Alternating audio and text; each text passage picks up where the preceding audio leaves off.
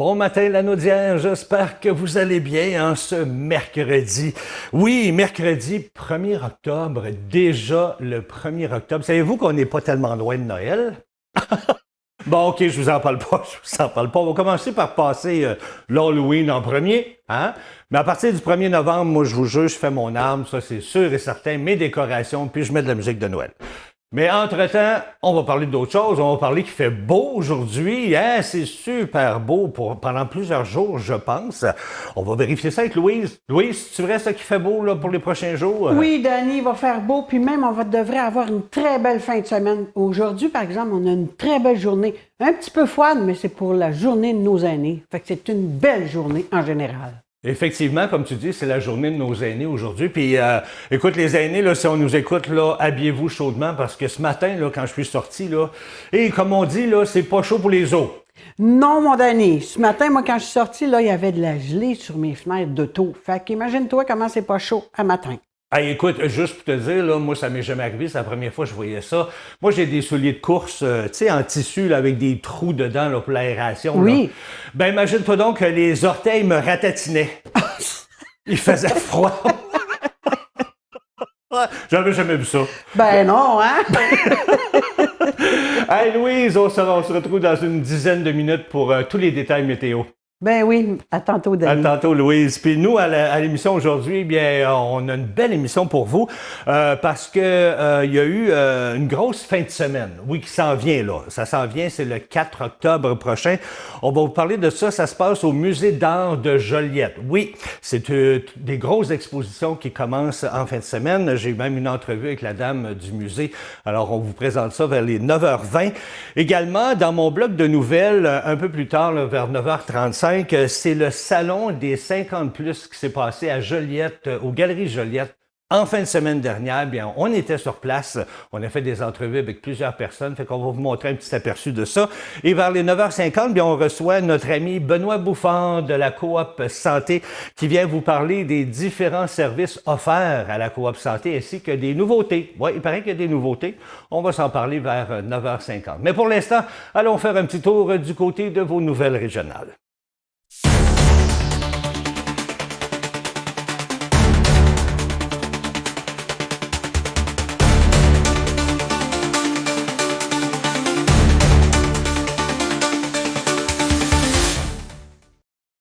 Eh bien, dimanche dernier, un grave accident est survenu sur le chemin du lac à Saint-Norbert. Une voiture aurait perdu le contrôle dans une courbe et est entrée en collision frontale avec un véhicule circulant en sens inverse. Un troisième automobiliste n'a pu éviter l'impact. Les services d'urgence sont rapidement intervenus sur les lieux. Le conducteur le plus gravement blessé a été transporté à l'hôpital dans un état critique, mais son état est maintenant jugé stable. Les autres personnes impliquées n'ont pas eu à être hospitalisées. La route a été fermée pendant plusieurs heures afin de permettre aux autorités de mener leurs enquêtes et selon les premières observations, bien, ce serait la vitesse qui pourrait être en cause, mais l'analyse se poursuit. Également, dimanche dernier, eh bien, le Centre d'amitié autochtone de Lanaudière a tenu une vigile à Joliette pour se souvenir de Joyce et Chakwan 5 ans après son décès. C'était un moment fort, plein de respect et de solidarité, où familles et citoyens se sont réunis pour honorer sa mémoire. L'artiste Paco, venu de Manawan, a offert une chanson porteuse d'espoir, Pisico, un message d'unité et de résilience. Eh bien, cette vigile rappelle l'importance de marcher ensemble dans le respect et la réconciliation pour un avenir meilleur pour toutes les communautés autochtones de la région.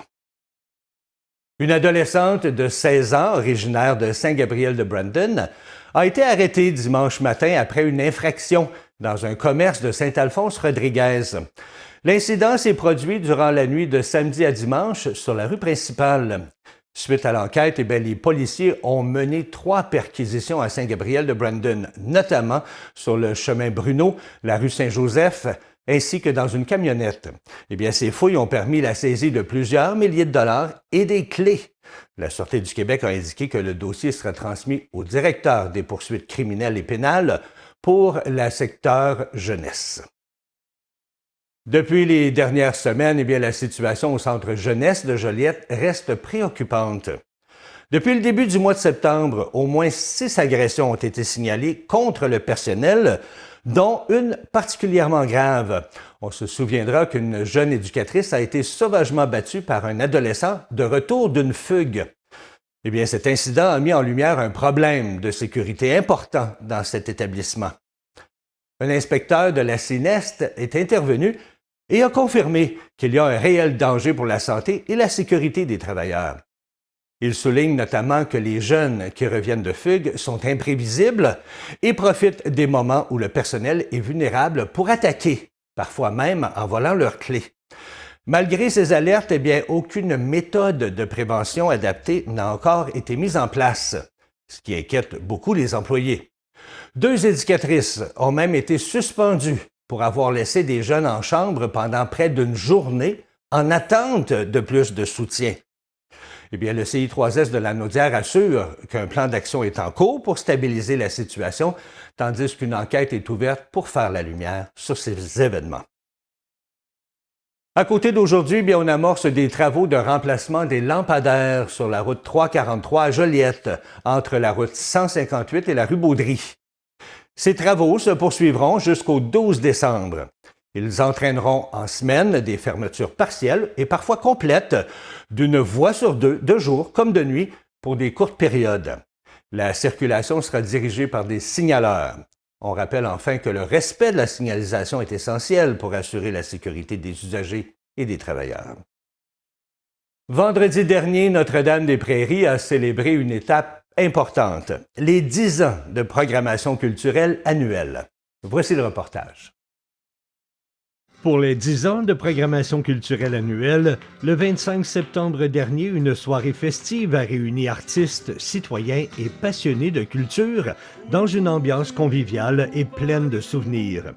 On a pu revoir des performances d'artistes qui ont marqué la dernière décennie, comme des musiciens, des danseurs, des artistes de cirque et même des conteurs. Cette célébration a aussi été l'occasion de lancer officiellement la programmation culturelle pour 2025-2026, qui promet encore de belles découvertes et rencontres artistiques.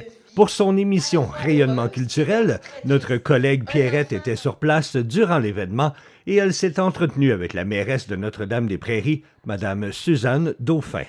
Je voulais les remercier. Ils nous ont invités à venir à leur programmation pour le 10e anniversaire. Alors, vous allez nous en parler un petit peu? Bien oui, mais je suis contente que vous soyez venus, on ait pris la chance de vous inviter, parce qu'on vous fait vraiment découvrir c'est quoi le carrefour culturel de Notre-Dame-des-Prairies.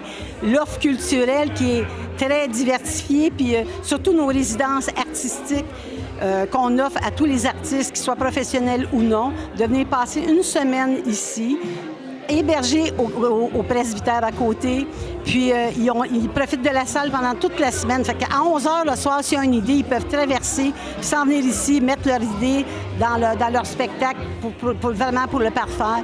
Fait que c'est vraiment exceptionnel qu'est-ce qu'on offre. Mais je suis contente que vous soyez ici parce que là, vous allez vraiment découvrir c'est quoi le carrefour culturel. Mais je suis contente d'être ici parce qu'on avait déjà fait une émission il y a plusieurs années, mais on avait comme découvert un petit peu l'envers du décor. Tandis que là, on est vraiment côté artiste, côté aussi, il y a eu les déjeuners littéraires. Je trouve ça très intéressant. Oui, puis je pense qu'il faut que vous reveniez. Il faut absolument que vous reveniez faire un tour, qu'on puisse vous faire visiter vraiment le presbytère et tout le carrefour et notre programmation. Ça va faire vraiment plaisir de vous accueillir.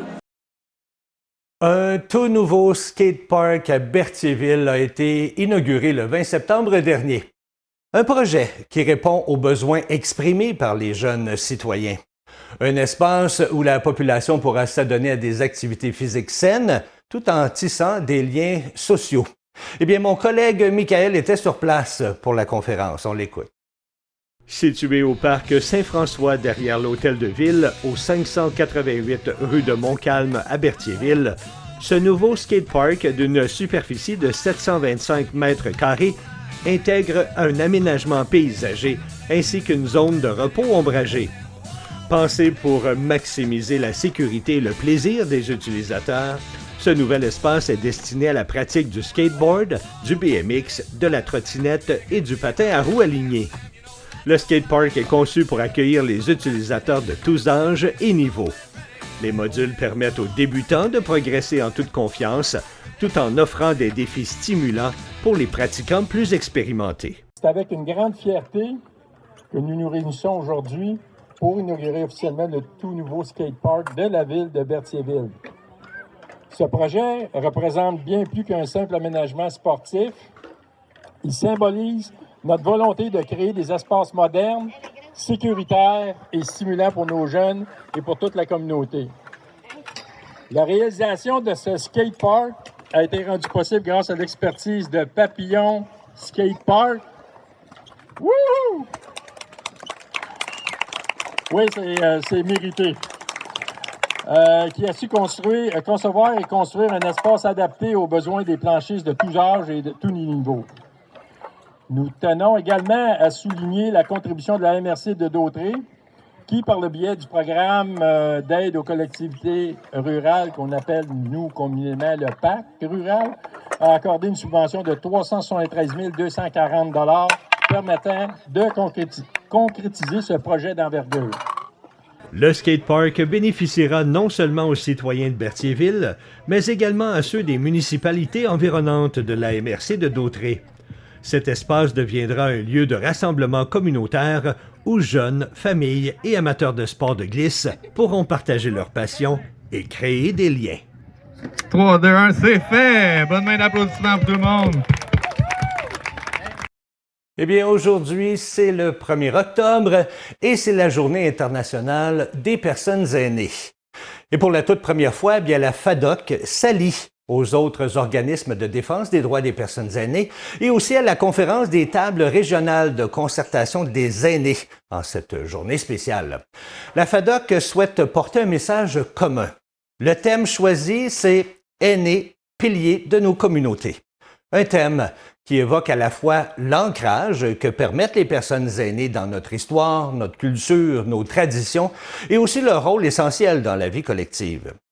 Pour l'occasion, eh bien, la FADOC a mis en ligne une vidéo pour souligner la contribution des personnes aînées au dynamisme de nos communautés. On regarde ensemble cette vidéo. Le 1er octobre, c'est la Journée internationale des aînés.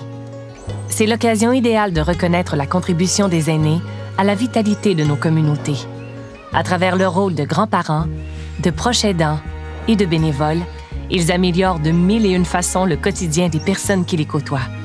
Ils jouent un rôle clé dans la préservation de notre culture, la transmission de valeurs sociales fortes et le dynamisme des économies locales. Ces formes d'engagement jouent un rôle important et méritent d'être reconnues davantage. Elles permettent de réaliser que les personnes aînées, ce sont des piliers dans nos communautés. Le 1er octobre, prenons le temps de reconnaître la place des aînés dans nos vies. Mettons en valeur les liens entre les générations et renforçons la solidarité au sein de nos communautés. Rendez-vous sur le site web de la CTRCAQ pour connaître les activités qui auront lieu près de chez vous. Alors voilà, c'est ce qui complète cette première partie de votre bulletin régional. Un peu plus tard, vers les 9h35, lors de la deuxième partie des nouvelles, bien, on va vous parler du salon 50+ qui a eu lieu en fin de semaine dernière aux Galeries Joliette. Mais pour l'instant, bien, on va parler météo avec Louise. Louise, dis-nous qu'il va faire plus chaud parce que là, c'est pas chaud matin. C'est pas chaud. Bien, pour aujourd'hui, Dani, on n'aura pas une journée très chaude. On va avoir une journée là, maximum 14 degrés dans la journée. Mais ce matin, oui, tu as raison, il fait 6 degrés ce matin. 6 degrés avec 70% d'humidité. C'est quelque chose, ça, là. C'est pour ça que je vous dis, ce matin, mettez-vous un petit manteau d'automne si vous sortez. Sinon, si vous pouvez rester à la maison un matin, puis prendre votre café, puis le prolonger, parce qu'il fait très froid ce matin. Cet après-midi, comme je vous dis, il va y avoir 14 degrés. 14 degrés, là, c'est pas tellement chaud non plus, là. C'est pour ça qu'avec un petit manteau, puis comme hier, il va y avoir le même vent. Hier, là, c'était-tu venteux? Moi, je sortais hier, là, puis on sentait le vent, puis il me semble qu'il ne faisait pas si froid que ça, mais à cause du vent, là, il faisait froid. Fait que c'est tout comme aujourd'hui, 14 degrés, avec le même vent qu'hier. Là, on va avoir froid aujourd'hui. Ça, un beau petit manteau d'automne, là, ça va juste faire du bien. Parce qu'en soirée, il va faire froid aussi. Fait que si la soirée est froide, mais l'humidité elle va descendre. Puis même cet après-midi, l'humidité va être moins élevée parce que le vent va la pousser. Pousse l'humidité, petit vent. Fait que là, cet après-midi, on va être correct. C'est sûr qu'il va faire froid à cause du vent, mais au moins, ça va être moins humide. Tu sais, des fois, quand on sort dehors, on dit « Oh, ça transperce mon manteau, là. » Cet après-midi, ça va être moins pire parce que l'humidité, elle va disparaître un peu. Ce soir, il n'y a pas d'humidité. On va être très bien. Mais dans la nuit, elle revient, cette humidité-là, avec 2 degrés. Fait que ceux qui ont le temps de le faire, parce que sinon, les petites fleurs ne seront pas bonnes l'année prochaine. Là. Fait que c'est pour ça que les bulles, là, au degré qu'il va faire cette nuit, 2 degrés, là, c'est quasiment un risque de gel au sol. Là. Fait que ça serait bon quand vous enlevez vos petites bulles. Puis demain dans la journée, là, ben, ça va être la même chose. Là. Ça va être froid aussi. Toute la journée, demain dans la journée, là, il nous annonce seulement 14 degrés comme aujourd'hui. Fait que c'est pas chaud, là. Le soir, la même chose, 4 degrés. Ça ne sera pas chaud non plus dans la nuit, là. Vendredi, par exemple. Vendredi, il nous annonce du soleil et du soleil et du soleil. Très belle journée pour commencer le week-end qui nous annonce encore plus chaud parce que vendredi, il nous annonce 20 degrés. Croyez-vous ça? Aujourd'hui, 14. Demain, dans le tour de 14-15. Vendredi, 20 degrés. Samedi, probablement 22 degrés. Méchante différence. C'est là qu'on voit que l'automne, il y a des hauts et des bas. Encore là, on n'a pas de pluie. On a l'humidité. Fait que ça, des fois, l'humidité, là, ceux qui ont des petits malaises d'arthrite ou d'arthrose, là, c'est pas trop bon. Fait que mettez un petit manteau. Vous allez être super bien passer la journée de demain, puis vendredi, bien, vous allez être correct. Puis dans la nuit, bien, c'est sûr, on est tous dans la maison.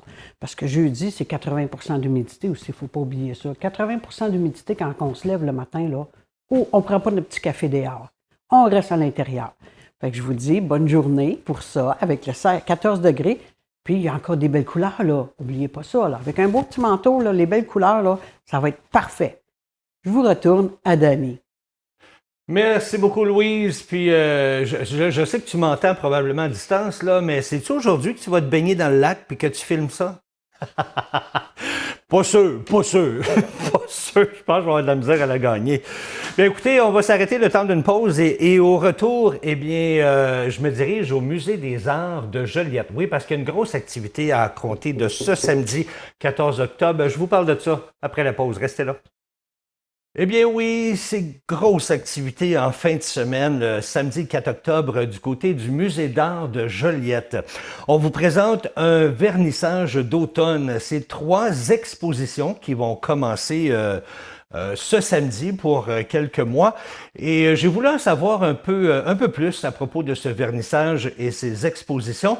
Puis, comme on dit si bien, si le musée vient pas à toi, parce que c'est un peu difficile de le déplacer, alors vas au musée. C'est ce que j'ai fait. Je suis allé au musée, je suis allé rencontrer Mme Ariane Deblois, qui, elle, s'occupe de la programmation des expositions au musée d'art.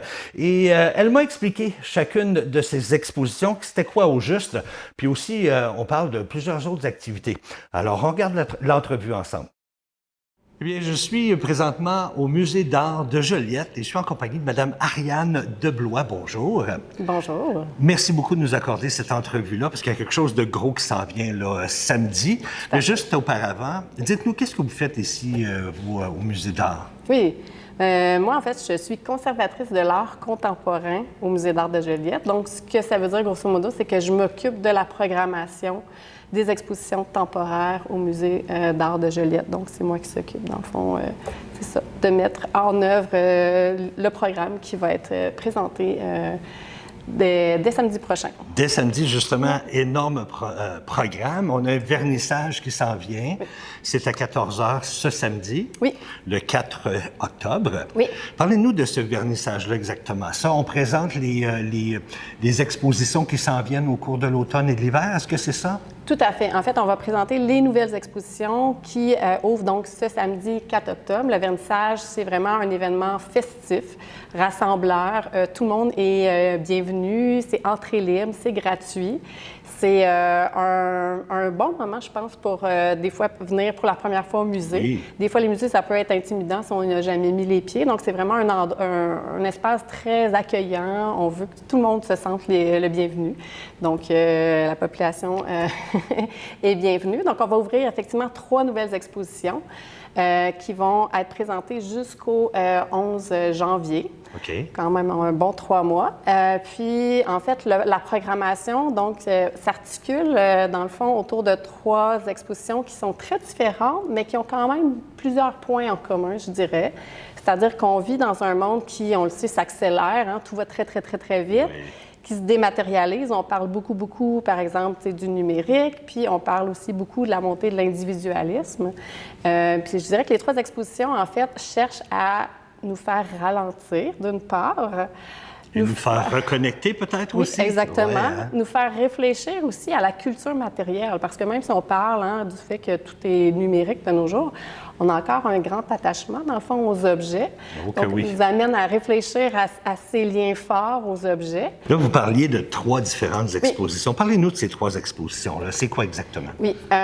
Une des premières expositions s'appelle « Le plus bel ordre du monde ». C'est une exposition de Samir Farouk, qui est un artiste originaire du Cap-Breton. C'est un artiste qui a beaucoup voyagé dans le monde. Puis lui, justement, s'intéresse, dans le fond, à l'univers muséal, donc au musée, au fait que les musées collectionnent des objets, puis les sortent un petit peu de leur contexte d'origine. Donc, il s'est promené dans des musées à travers le monde, puis il a pris, par exemple, en fait, des photographies, puis il essaie d'imaginer un monde un peu poétique où les objets peut-être retourneraient à leur lieu d'origine. Ah, donc, intéressant. Comment on pourrait imaginer un musée, dans le fond, peut-être avec des nouveaux objets, des nouvelles créations. Donc, c'est un univers très, très poétique, assez doux, je dirais, même s'il y a peut-être un regard un peu critique sur cette approche du collectionnement qu'on retrouve dans les musées. OK. Oui, donc... La voilà. deuxième, je trouve ça intéressant comme nom. Oui. Je vous laisse vous le prononcer. C'est en un mot, danse prophétique à l'île bizarre. Un mot. Oui, tout à fait. C'est nouveau dans le dictionnaire, Oui, ça. oui, un néologisme. Donc, c'est une exposition d'un duo d'artistes québécois, Geneviève Mathieu, formé de Mathieu Dumont et Geneviève Crépeau. OK. C'est un duo de Rouyn-Noranda. Qui ont une pratique, en fait, interdisciplinaire, je dirais. Donc, ils font autant de la musique que de la sculpture, de la performance. Donc, une pratique assez hétéroclite. OK. Puis, c'est une exposition qui célèbre, en fait, la vie. Ce qui est un peu triste, c'est que l'exposition a été montrée pour la première fois à Rouyn-Noranda après que les artistes aient fait plusieurs projets de résidence, dont un projet de résidence ici au Musée d'art de Joliette, à Paris. Wow. Donc, c'est un projet qui était comme mûri pendant très, très longtemps. Mais Mathieu Dumont est décédé, en fait, juste avant l'ouverture à Rouyn-Noranda. Donc, on a voulu présenter, en fait, l'exposition ici. OK. Puis, le titre, en fait, « Danse prophétique à l'île bizarre », c'est comme si, dans tout le projet, il y a un petit peu des références déjà à la mort, alors que Mathieu ne savait pas du tout qu'il était malade. Donc, c'était vraiment une maladie fulgurante. Puis, l'idée, c'est un peu de célébrer à la fois ce duo d'artistes qui était fort important pour la scène artistique québécoise. OK. Puis, soutenir Geneviève Crépeau, qui porte maintenant le projet, puis célébrer la vie, en fait, tout en faisant un hommage à Mathieu Dumont. Merveilleux. Donc, Puis le dernier qui est Envers la tyrannie du réel. Oui, Envers la tyrannie du réel. Ça, c'est une exposition au 2e étage, dans un espace un peu plus petit, clos, mais dans lequel on va retrouver 18 artistes et duos d'artistes canadiens qui travaillent autour de, on dit, la performance, un peu comme la théâtralité, s'intéresse à la présence des objets dans des univers, je dirais, un peu exubérants. Okay. Donc, s'interroge un peu comment, dans le fond, les objets participe un peu à notre identité, d'une certaine façon. Puis, ce qui est intéressant, c'est que le fameux duo Geneviève-Mathieu se retrouve dans l'exposition aussi, Envers la tyrannie du réel. Donc, il y a des liens là, comme ça qui se passent entre les différents projets d'exposition. Wow! Puis, Ouais. comme on disait, ça se passe à 14h ce samedi, le 4 octobre. Oui. Mais lors de cette ouverture-là, ce vernissage-là, il va y avoir, j'imagine, des gens pour guider, des visites guidées à travers ces 3 expositions-là? Tout à fait. En fait, on ouvre les portes tranquillement. Le musée ouvre vers midi, donc les gens sont bienvenus avant, ils peuvent venir. À 14h, il y a le lancement d'une revue qui s'appelle Le Sabord.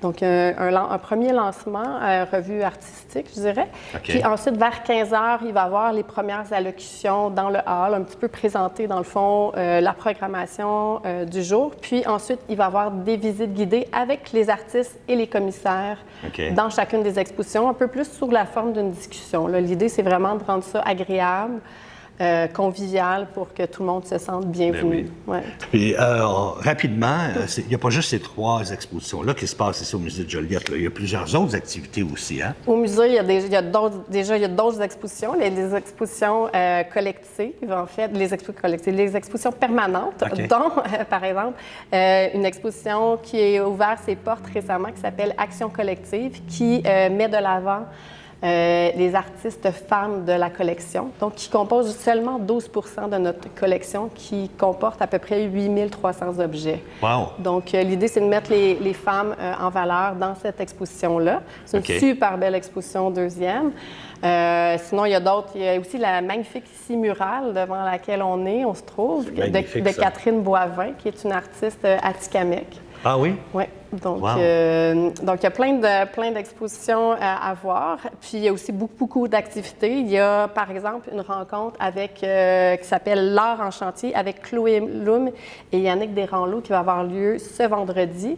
Puis c'est autour de l'exposition Envers la tyrannie du réel. L'idée, c'est de comprendre un peu l'envers du décor, dans le OK. fond, du projet d'exposition, comment les commissaires artistes ont eu cette idée de projet-là, comment ils ont décidé de le concevoir, puis comment on travaille autour d'une exposition. Donc, il y a ça. Sinon, il y a beaucoup d'activités aussi. Il y a le ciné-musée, il y a les studios inclusifs.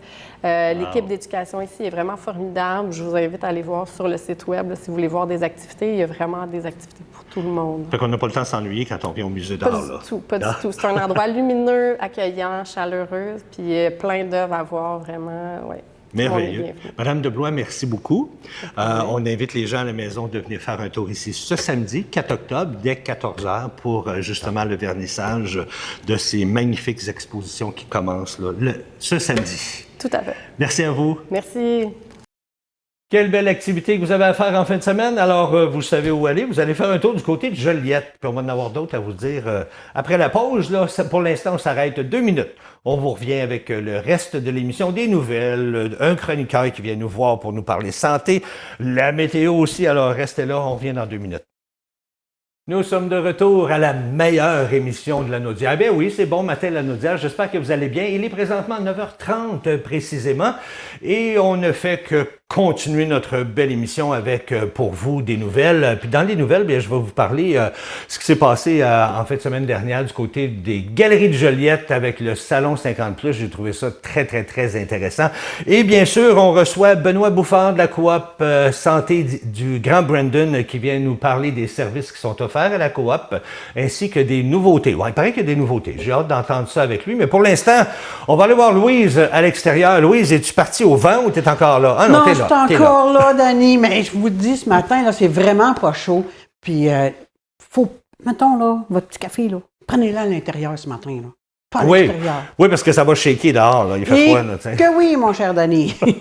Oui. Mais malgré que c'est un petit peu frisquet, il va faire beau aujourd'hui, puis les prochains jours aussi, hein? Oui, c'est sûr qu'on a 2 journées, là, un petit peu plus froides, dans le 14-15 degrés dans la journée. Mais vendredi, il nous annonce un beau 20 degrés. Fait que d'ici à ce temps-là, là, on s'en reparle. Ah, écoute, j'étais un peu plus curieux. Moi aussi, là, je suis allé voir même jusqu'à dimanche. Dimanche 26, je pense. Oui. Si ça change pas, là. Si ça change pas, mais on sait, la météo.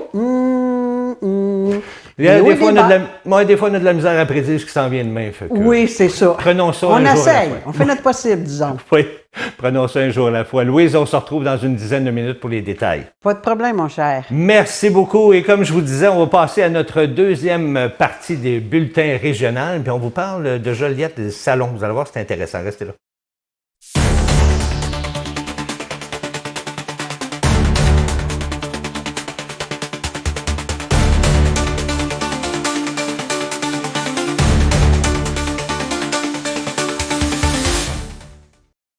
Et oui, c'était au tour de la ville de Joliette en fin de semaine d'offrir un salon pour les 50 ans et plus. Eh bien, ma collègue Suzanne et moi, nous sommes rendus sur place et on en a profité pour s'entretenir avec quelques exposants. Oui, on regarde le reportage. Les 26 et 27 septembre dernier, les Galeries Joliette ont accueilli le salon 50+. Plus de 70 exposants étaient réunis afin de présenter une variété de produits et services destinés aux visiteurs. L'événement a également proposé une programmation de conférences animée par des personnalités reconnues, dont le pharmacien Chantal Lacroix, Sébastien Buisson, directeur adjoint des Habitations Bordelot, ainsi que Marie-Josée Taillefer. Sur place, nous avons rencontré plusieurs exposants pour en apprendre davantage sur les services offerts à la population. L'Association coopérative d'économie familiale, c'est quoi au juste? En fait, c'est un organisme à but non lucratif. Nous, on est là, il y a deux principaux services à la CEF. On est là pour tous les Lanaudois, soit pour les aider dans leurs finances personnelles ou encore dans les aider au niveau de la consommation là, de biens et de services. Donc, finances personnelles, Nathalie, tu peux nous expliquer? Les budgets, c'est quoi? Moi, je vois aussi budget, puis les crédits. C'est pas juste. Au niveau de la consultation budgétaire, ce qu'on fait, c'est qu'on reçoit des gens à nos bureaux ou en virtuel pour ceux qui n'arrivent pas à se déplacer. Ce qu'on fait, c'est qu'on fait le tour des finances personnelles de la personne. C'est privé, ça, j'imagine? Absolument. Oui, c'est gratuit et c'est confidentiel, effectivement. Moi, je vois là, les droits de la consommation. J'ai une question là-dessus. Moi, je viens de m'acheter un frigo. Puis là, j'ai des problèmes avec mon frigo. Qu'est-ce que je fais? Là, il me dit, non, vous êtes plus à garantie. Ah oui, je suis à garantie. Non, je le suis plus. Là, je viens sans connaissance. C'est quoi mes droits? Vous nous appelez. Nous, à la CEF, il n'y a pas d'avocat. Sauf qu'on peut vous donner de l'information juridique. Donc, on va vous dire, quand on est face à un problème comme ça, qu'est-ce qu'il y a à faire? C'est quoi les démarches? C'est quoi vos recours? C'est quoi les portes qui sont là devant vous? J'aimerais savoir, c'est quoi, au juste, Albatros? Albatros Lanaudière, c'est un organisme sans but lucratif qui accompagne les personnes en fin de vie à leur domicile, qui accompagne aussi les endeuillés. On offre aussi le répit pour les proches aidants. On va aussi offrir les formations pour devenir bénévole, mais aussi pour un proche aidant ou n'importe qui veut apprivoiser le côté de la fin de vie et le deuil. La formation est gratuite, mais tous nos autres services sont gratuits aussi. Donc, que ce soit le service à domicile pour l'accompagnement en fin de vie, on a des bénévoles à l'hôpital de Joliette, au nouveau centre de palliatif. On en a aussi à l'hôpital de Le Gardeur. Et dans beaucoup de CHSLD, on a des bénévoles qui sont là pour accompagner les gens en fin de vie, puis accompagner leur famille aussi. Hey, je suis avec Guillaume de Forêt de la Seconde Vie. On s'est déjà vu, Guillaume. On a fait une émission chez toi. Tu es ici présentement au Salon des 50+. Explique-nous exactement, là, qu'est-ce qui se passe chez vous? Oui, bien, Forêt de la Seconde Vie a évolué. Depuis la dernière fois qu'on s'est vu, donc on est rendu une entreprise de services funéraires éco-responsable complet. Donc, ce qui veut dire, c'est que, bon, du moment d'un décès, d'un défunt, on peut s'occuper de A à Z jusqu'à l'enracinement dans la Forêt de la Seconde Vie. Donc, ça a évolué. Je crois qu'on s'était rencontrés, c'était de son vivant, on se préparait, on plantait notre arbre. Maintenant, bien, même lors d'un événement qui est fatal, hein, on va tout y passer, malheureusement, on offre justement cette alternative-là écologique, de legs générationnel aussi. Donc, 2 ans plus tard, on est rendu à plus de 200 familles arbres, concessions qui sont vendus, qui sont enracinés sur l'ancien terrain de golf. Fait que c'est ça, vous autres, vous êtes à Sainte-Sophie. Et ce que vous faites, les gens se font incinérer, puis vous les mettez en terre, puis vous transplantez un arbre par-dessus, c'est ça? Exactement. Parmi 5 zones forestières, 25 essences d'arbres au choix. Mais oui, on est un service funéraire complet, comme on connaît là, chacun dans son petit coin, dans son patelin, mais on a créé nous-mêmes notre propre service funéraire éco-responsable. Donc oui, lors d'un décès, on va aller chercher les gens, on couvre le Grand Montréal, où est-ce que, bon, cette nouvelle alternative-là, qui se veut détachée de la tradition, de la convention qu'on est habitué de voir dans des maisons funéraires ou des cimetières conventionnels, bien, cette alternative-là, avec cet espace commémoratif-là qu'on crée, parce qu'on crée une forêt. La forêt, elle est préservée à perpétuité. Puis jusqu'à très récemment, on a été justement désigné comme une AMCE par le gouvernement du Québec, qui est une aire protégée, efficace et d'exception pour le gouvernement du Québec. Donc, on est comme nommé ou cité en exemple pour inciter différents projets en terre privée de créer ces aires protégées-là au Québec. Bonjour Ariane, on est au Salon des aînés à Joliette. J'aimerais ça que tu nous parles un peu de la maison à Desmaures-Dion. C'est quoi les nouveaux services que vous offrez? En fait, les nouveaux services, ce sont des services au niveau de l'animation et des conférences sur différentes thématiques qu'on offre à l'ensemble de la clientèle, donc à l'ensemble des citoyens de la Nodière. Mais plus particulièrement, cette année, on est en association avec différents organismes communautaires. Donc, on est invité dans leur réseau pour parler des différents thèmes au niveau des soins palliatifs et de l'approche de la mort. Donc, que ce soit au niveau des endeuillés, comment on vit notre deuil, comment on apprivoise notre solitude comme proche aidant pour être capable de redonner à quelqu'un. Donc, Vous faites de la formation? Oui, ben ni plus ni moins. Nous, on aime mieux dire des conférences, échanges, mais effectivement, il y a toujours un petit bout de formation. Et l'autre volet, en ajout aux organismes communautaires, c'est également au niveau des résidences de personnes âgées. Donc, on se promène dans l'ensemble de la Nodière pour faire découvrir et faire participer les gens à nos ateliers. Très, très beau salon en passant. Et j'ai même eu la chance de m'entretenir avec l'ambassadrice pour les réseaux de cliniques LOB, la seule et unique Marie-Josée Taillefer. Marie-Josée Taillefer, bonjour. Bonjour Dany, bonjour tout le monde. Marie-Josée qui est ambassadrice pour le réseau des cliniques LOB. Oui. Ça fait-tu longtemps que vous êtes ambassadrice? Ça fait 8 ans, mais plus de 8 ans maintenant que je collabore avec le réseau des cliniques là, mais ça fait, je dirais, l'âge de mon fils, 36 ans que je m'implique dans le monde de l'audition de toutes sortes de façons. Mais là, c'est vraiment plus actif parce que je trouve qu'on a besoin de parler de santé auditive. On a besoin d'avoir des soins une accessibilité plus grande aux soins de santé auditive. Donc, c'est un réseau qui regroupe différents professionnels dans le milieu de la santé, de la communication. Alors, c'est pour ça maintenant qu'on collabore ensemble. Et vous donnez des conférences comme ça régulièrement à plusieurs endroits? Oui, des conférences, que ce soit dans des salons, que ce soit dans des résidences auprès des personnes âgées, que ce soit même auprès du monde médical, des médecins qui ont besoin d'être mis à jour avec ces données-là, de toutes sortes d'associations, que ce soit des retraités, que ce soit l'association du diabète. Plein de monde parce qu'on a tous deux oreilles, donc ça touche tout le monde. Tout le monde, exactement. Mais je vais vous ramener très, très, très loin avec vos enfants. Oui. Comment vous avez pris ça au départ quand on s'est rendu compte que les enfants avaient des problèmes de surdité? Ah, c'était pas une bonne nouvelle. Ça doit pas. Oh mon Dieu, non, ça bouleverse. C'est comme un virement de cap. C'est parce que, dans le fond, c'est ce qui nous fait peur. Tu sais, nous, il n'y en avait pas dans nos familles, donc c'est l'inconnu. Puis même encore aujourd'hui, je remarque que l'audition, on ne connaît pas ça tant que ça. C'est pas un sens, on n'est pas porté vraiment... tu sais, on valorise beaucoup les yeux. Puis on dirait qu'il faudrait porter la même attention sur nos oreilles, mais les oreilles, ça marche tellement bien, ça paraît pas que souvent on oublie ce sens-là.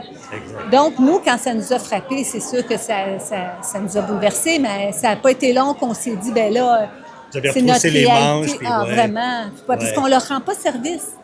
Ils ont un handicap, mais si on les handicape davantage en n'acceptant pas la situation, on n'avance pas personne. Fait que René et moi, on s'est dit, ben, on va tout faire pour les aider. Puis c'est là que le début, puis c'est là que tu commences à voir la lumière au bout du tunnel, parce que tu vas chercher de l'aide avec des gens qui connaissent ça. Écoutez, on voit par votre famille qu'on peut être tout à fait normal, même si on a des problèmes de surdité. Exactement. Hein? C'est ça qu'on ne sait pas au début. C'est ça qui nous fait peur. Puis même quand on a une petite surdité, on est porté à grossir la situation. On dit, oh mon Dieu, je suis en train de devenir sourde, qu'est-ce qui m'arrive? Mais il y a des solutions aujourd'hui. Puis c'est ça qu'on ne sait pas. Puis il faudrait qu'on nous le dise. Et en terminant, quel conseil donneriez-vous aux gens pour le soin de nos oreilles, justement? 2 choses. Oui. Prévenir, guérir.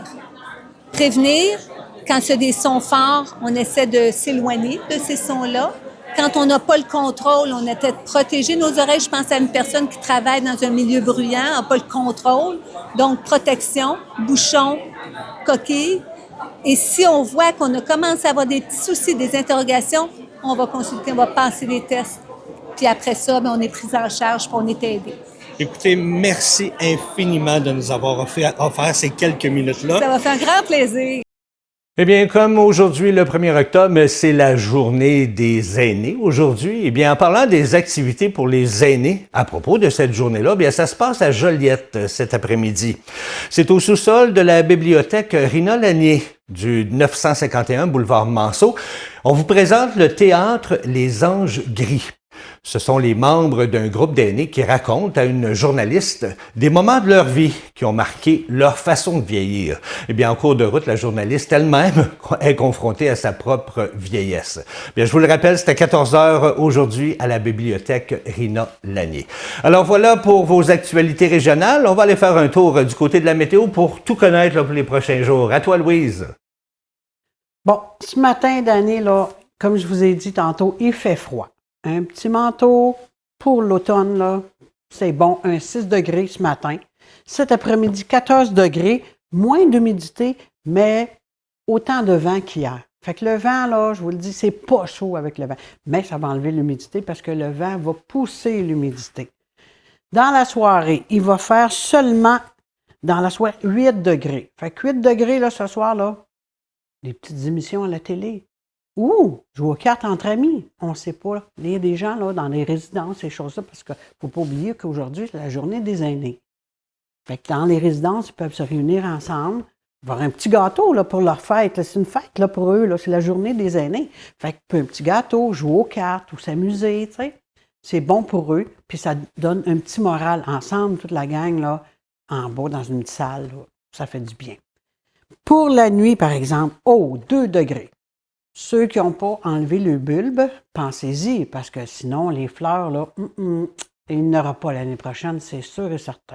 Ils vont avoir gelé parce que d'après moi, 2 degrés, c'est risque de gel au sol. Fait que dans ce temps-là, faut vraiment ramasser nos bulbes.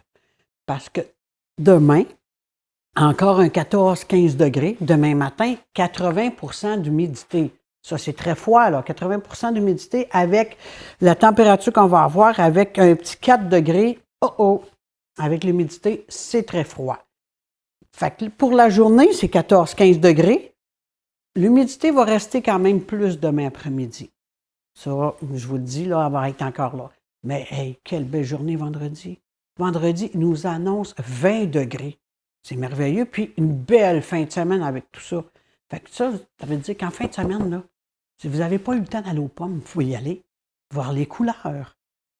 Puis aujourd'hui, c'est la journée, encore je vous le dis, la journée des aînés. Fait que quelqu'un qui voit une personne là, sur le trottoir, juste lui dire « Bonjour madame »,« Bonjour monsieur », ou à l'épicerie, prendre dans son panier, le mettre dans sa voiture, parce qu'il y en a des aînés qui conduisent encore, on a le droit, là, mais prendre le petit panier, mettre dans sa voiture, juste un petit service comme ça pour les aider, ces personnes-là, pour penser à eux aussi, pour cette belle journée-là. Il faut qu'ils en profitent de cette belle journée. On retourne à toi, Dany. Merci beaucoup, Louise. Puis oui, effectivement, si vous rencontrez des personnes aînées, donnez-leur un petit coup de main, si jamais ils en ont besoin. Puis comme Louise dit, dites-leur bonjour avec un gros sourire. Ça fait tellement de bien quand on le reçoit. Alors, on s'arrête le temps d'une pause et au retour, bien, on parle avec Benoît Bouffard de la Coop Santé du Grand Brandon. Il vient nous parler des services à faire là-bas à la Coop, ainsi que les nouveautés. J'ai hâte d'entendre parler de ça, moi. Restez là, on revient dans 2 minutes.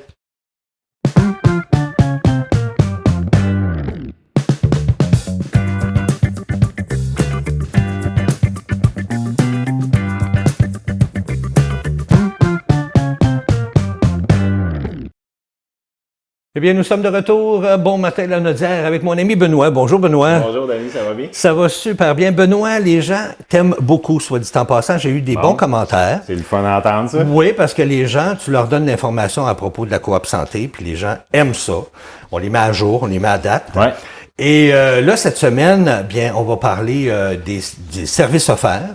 Oui. On va parler aussi des nouveautés, parce qu'il y a des nouveautés qui sont, tu me diras, s'ils sont déjà là ou qui s'en viennent. Ben ouais, on est entre les deux. Là. Entre les deux. Ouais. Mais avant de commencer ça, dis-moi donc, c'est quoi le lien avec la Coop Santé puis le groupe de médecine familiale? Y a-t-il un lien entre les deux? Oui, absolument. Puis merci de poser la question, Dany, parce que ça aussi, c'est pas tout le temps clair là, pour les gens. Fait que un groupe de médecine familiale, dans le fond, c'est une association de médecins qui vont prendre ensemble une charge de cas qu'on appelle, donc à prendre en charge différents patients. Et puis, pourquoi on constitue des groupes? En fait, c'est que les groupes, ça donne une force. C'est plusieurs médecins qui travaillent ensemble pour se répartir des fois des tours de garde, etc. Puis en plus, l'avantage d'un groupe de médecine familiale, nous, on a la chance d'avoir Dr Dapichi chez nous qui pratique à la coop. La coop, donc, c'est la clinique, mais elle est associée avec le GMF de Berthier, le groupe de médecine familiale de Berthier, où il y a Dr Turcotte là, qui fait la coordination de tout ça. Puis, on est comme un satellite de ce GMF-là. Il y a un autre satellite qui est à Saint-Jacques aussi. Ça, on en reparlera peut-être une autre fois. Là, ce qui nous concerne, c'est la coop. C'est l'avantage de faire partie d'un groupe de médecine familiale, c'est que on a des rémunérations qui arrivent avec ça, de la part de la RAMQ, qui finance à la fois, oui, les forfaits aux médecins, mais qui aident à payer les frais administratifs. Donc, les bureaux, les agentes administratives. Puis, en plus de ça, on a du personnel qui nous arrive, qui est fourni, qui est engagé par le CIS en tant que tel, le Centre intégré de santé et services sociaux, qui nous fournit, selon la grosseur du GMF, donc selon la grosseur de la prise en charge, qui nous fournit un infirmière auxiliaire, un infirmier clinicien, parce que c'est un infirmier qu'on a chez nous présentement, désolé pour ça. Et puis, on a aussi une travailleuse sociale qui est avec nous 2 jours semaine.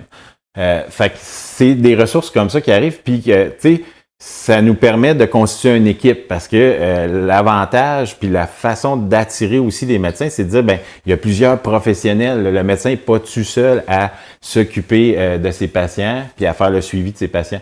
Donc, on a une pratique plus interprofessionnelle à ce moment-là, ce qui est à l'avantage à la fois des patients, mais aussi des professionnels parce que quand on travaille en équipe, il y a plus d'idées, plus de cerveau, effectivement, fait qu'on donne des meilleurs traitements, des meilleurs suivis à nos patients. Mais là, Benoît, tu vas me démystifier quelque chose. On entend souvent le mot première ligne. Première ligne. C'est quoi la première ligne? Puis c'est quoi les services offerts pour cette première ligne-là? Bien, souvent, comme on le disait tantôt, un infirmier clinicien, on a une travailleuse sociale.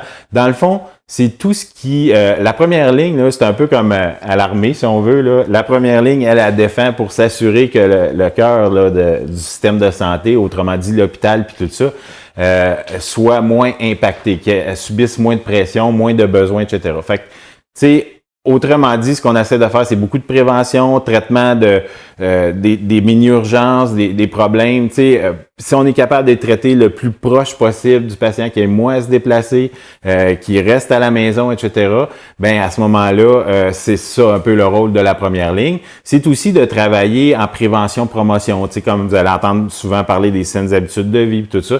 Des fois, il y a des gens qui sont déjà hypothéqués parce qu'ils sont, par exemple, qui ont des maladies chroniques, diabète, hypertension.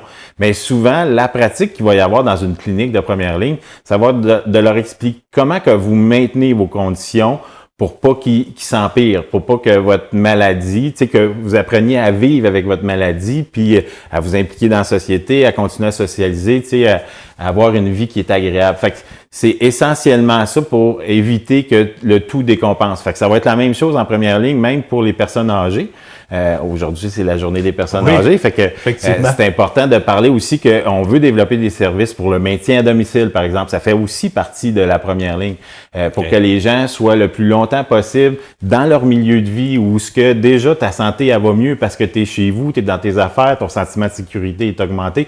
Fait que c'est large le dossier de la première ligne, mais ce qu'il faut qu'on comprenne, c'est que la mission essentielle de la première ligne, c'est d'offrir des services de proximité pour que les gens continuent à vivre adéquatement, d'une belle façon dans leur milieu de vie.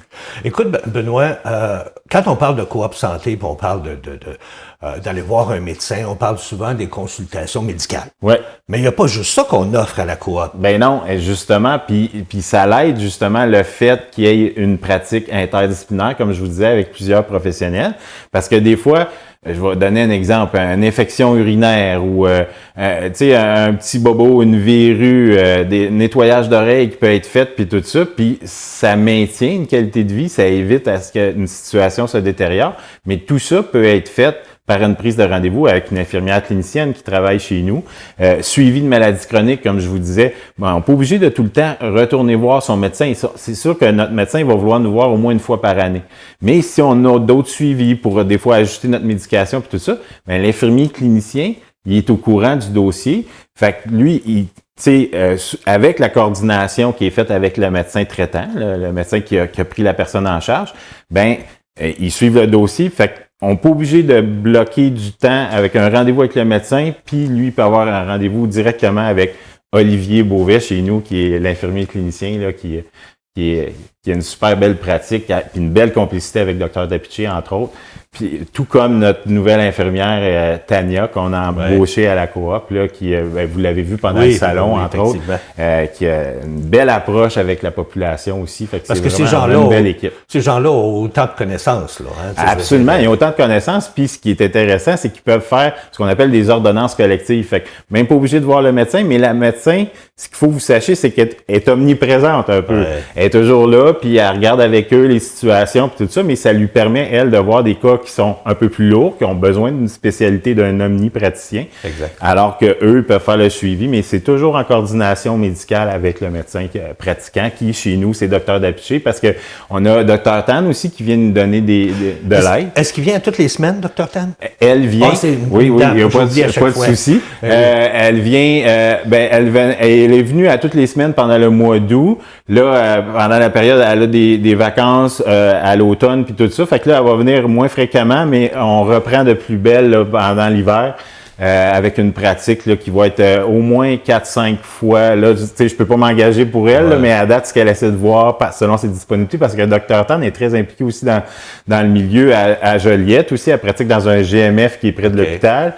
Elle est chef de l'urgence aussi à Joliette. Fait que, disons qu'elle est très occupée, mais comme elle habite sur le territoire, elle insiste pour venir donner un coup de main à la coop parce qu'elle croit au projet. Puis nous, ça nous donne un bon coup de main aussi. Là. Mais est-ce qu'elle fait seulement du sans rendez-vous? Hein? Oui, elle fait seulement du sans rendez-vous. Pour l'instant, elle ne fait pas de prise en charge. Ce qui fait que, je ne vais pas tomber dans des détails administratifs, mais ce qui fait que ça nous prend, bien sûr, d'autres médecins qui vont prendre une prise en charge comme Dr. Dapiché pour les raisons, comme je vous expliquais par rapport au GMF tantôt. Pour faire partie d'un GMF, il faut faire de la prise en charge. Donc, écoute, Benoît, ça passe trop vite. On a quasiment plus de temps. Ça passe trop vite. Parle-nous rapidement. On a à peu près 1 minute pour nous parler des nouveautés. Oui, les nouveautés, en fait, c'est que toutes les cliniques dont on vient de parler, les cliniques qui sont offertes par les infirmières, auxiliaires, tout ça, on va essayer d'aller vers aussi du groupe pour faire de l'éducation par rapport à comment vivre avec ta maladie chronique, là, soit le diabète, etc. On veut aussi aller du côté de psychosocial, voir comment on peut faire du groupe aussi, comment gérer l'anxiété puis tout ça, parce que souvent, c'est la source d'autres maladies au niveau santé mentale qui peuvent dégénérer dans la population. Fait qu'on essaie de voir comment on fait un maintien là-dessus. Puis, peut-être qu'à la prochaine fois, j'aurai la chance de vous reparler, mais soyez attentifs. Là, il y a Doma Santé qui est arrivé chez nous à l'automne. Puis là, on va sortir plein de nouveautés, notamment avec nos entreprises de la place, là, avec la loi 127 pour santé au travail. Merveilleux, Colin. Je t'aurais écouté toute la journée, mais là, on n'a pas le choix. Le temps nous manque, tu reviens pour nous parler de ça, c'est sûr. N'hésitez pas à appeler aussi quand vous avez besoin d'informations. Les gens, là, surtout les membres, ça vous appartient, cette coop-là. Fait qu'hésitez pas à nous appeler si vous avez des questions ou des commentaires. Merveilleux. Merci à toi. Merci Louise. Louise qui vient nous rejoindre dans le studio. Bonjour. Merci Louise. Puis nous, on se laisse parce que c'est déjà terminé. On se retrouve vendredi pour la suite des choses. Manquez pas ça à 9h. Vendredi, on va être là. Bye bye tout le monde. Bonne journée. Puis je vous annonce la belle météo. Oui.